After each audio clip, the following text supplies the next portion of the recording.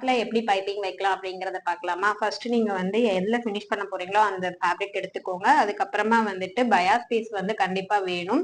அந்த பயாஸ் பீஸோட லென்த் உங்களுக்கு எவ்வளவு வேணுமோ அதை எடுத்துக்கோங்க. இப்போ நான் சாம்பிளுக்காக சின்னதா எடுத்திருக்கேன்.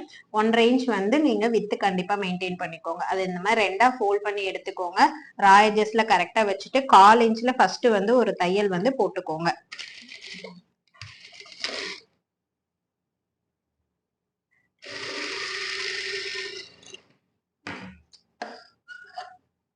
அதுக்கப்புறமா அந்த 1/4 இன்ச்ல பாத்தீங்க அப்படின்னா இந்த மாதிரி கிராஸா வந்து ஒரு ஸ்லிட் வந்து கொடுத்துக்கோங்க.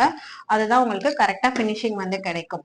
இதுக்கப்புறமா நீங்க வந்துட்டு அப்படியே ரெண்டா இந்த மாதிரி ஃபோல்ட் பண்ணிட்டு ஃபுல்லா இந்த மாதிரி மடிச்சிட்டு எவ்வளவு உங்களுக்கு பைப்பிங் திக்னஸ் வேணுமோ அந்த அளவுக்கு மடிச்சுக்கோங்க. இப்போ உங்களுக்கு இவ்வளவு சின்னதா வேணும்னா அதுக்கு ஏத்த மாதிரி ப்ரெஷர் கொடுத்துக்கோங்க.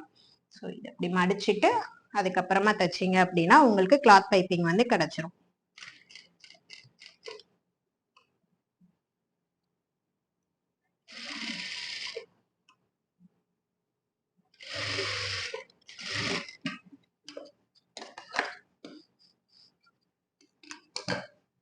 ஸோ இந்த மாதிரி நீங்களும் ஸ்டிச் பண்ணி பார்த்துட்டு சொல்லுங்க.